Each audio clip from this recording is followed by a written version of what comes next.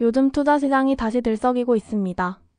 금보다 낫다는 말이 나올 만큼 실버바운계가 품절 사태를 빚고 있고 한국금거래소는 10월 20일부터 내년 1월 1일까지 실버바 공급을 전면 중단한다고 발표했습니다.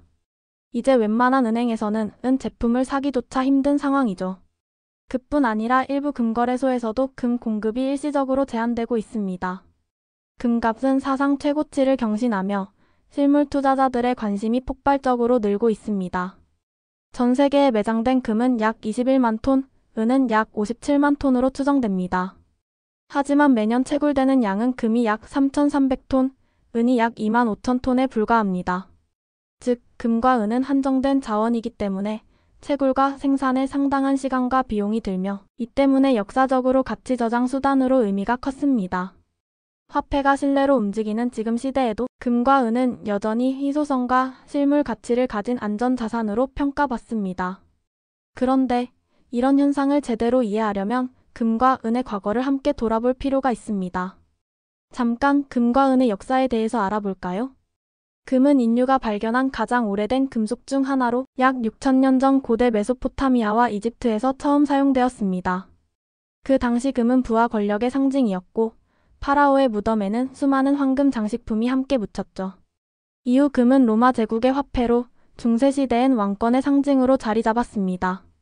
대항해 시대에는 황금을 찾아 나선 탐험가들이 세계를 누볐고 신대륙의 금은 유럽 경제의 중심을 바꿔놓았습니다. 은 역시 역사가 깊습니다. 고대 그리스에서는 은화가 널리 통용되었고 로마 시대의 데나리우스 은화는 당시 세계 경제의 표준이었습니다. 은은 금보다 흔하지만 더 실용적이었기에 일상생활과 산업에서 중요한 역할을 해왔습니다.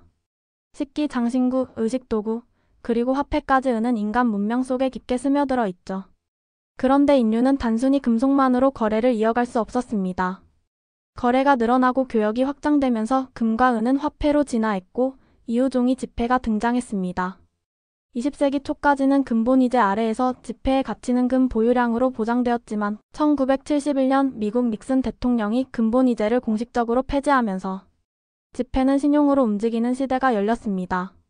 이제 돈은 더 이상 금속이 아니라 신용과 데이터로 표현됩니다. 현금, 카드, 모바일 결제로 변화. 모두 금과 은에서 시작된 가치 이동의 진화라 할 수 있습니다. 이제 금과 은의 가격 흐름을 살펴볼까요? 금은 1970년대 초 온스당 35달러 수준에서 거래되다가 금본위제 폐지 이후 급등하며 1980년엔 850달러를 기록했습니다. 이후 한동안 하락과 정체를 겪다가 2011년 다시 상승해 1900달러를 돌파했죠. 그리고 최근 2025년 10월 현재 금 가격은 4,200달러 이상을 찍으며 사상 최고치를 기록했습니다. 불과 반세기 만에 100배 이상 오른 셈입니다. 은 역시 마찬가지입니다. 1980년 헌트 형제 파동 당시 온스당 49달러를 넘기며 폭등했다가 이후 30년 가까이 침체를 겪었습니다. 2011년에는 47달러까지 재상승했고 최근엔 52달러를 돌파하며 다시 최고치를 경신했습니다. 하지만 은은 산업 수요가 크게 작용하는 금속이기 때문에 경기가 둔화될 경우 금보다 더 큰 폭으로 떨어질 위험도 있습니다. 전문가들은 지금이 금과 은 투자에 신중해야 할 시점이라고 경고합니다. 미국 연준의 금리 인하 기대와 글로벌 경기 둔화 우려로 인해 안전자산 선호 심리가 금과 은을 밀어올리고 있지만 이미 가격이 너무 빠르게 오른 만큼 조정 위험, 즉 폭락 가능성이 커졌다는 것입니다. 예를 들어 2024년 말 대비 2025년 10월 현재 은 가격은 약 70% 이상 상승, 금은 약 30% 상승했습니다. 하지만 이러한 급등세는 과거 1980년대, 2011년 버블과 비슷한 흐름을 보이고 있다는 분석이 나옵니다. 그때마다 공통점은 폭등 이후의 급락이었죠.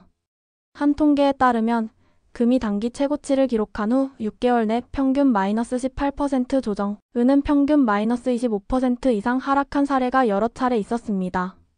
현재도 이런 패턴이 반복될 수 있다는 전망이 나오고 있습니다. 금은 중앙은행과 기관 투자자의 수요가 많아 상대적으로 안정적인 편이지만 은은 산업 의존도가 높아 변동성이 훨씬 큽니다. 즉, 경기 침체가 오면 금보다 은이 먼저 무너질 가능성이 크다는 이야기죠. 따라서 지금은 무작정 금이나 은에 뛰어드는 시점이 아닙니다. 전문가들은 투자를 고려하더라도 분할 매수나 장기 관점으로 접근해야 한다고 조언합니다. 또한 전체 자산 중 귀금속의 비중은 10에서 20% 이내로 제한하고 나머지는 현금성 자산이나 주식, 채권 등으로 분산하는 것이 바람직하다고 합니다. 결국 금과 은의 가격은 오르내려도 그 본질은 변하지 않습니다. 수천 년 전이나 지금이나 인간은 여전히 이 금속의 가치를 투영하고 있습니다. 하지만 지금의 급상승은 그 가치보다 욕망이 더 커진 결과일지도 모릅니다.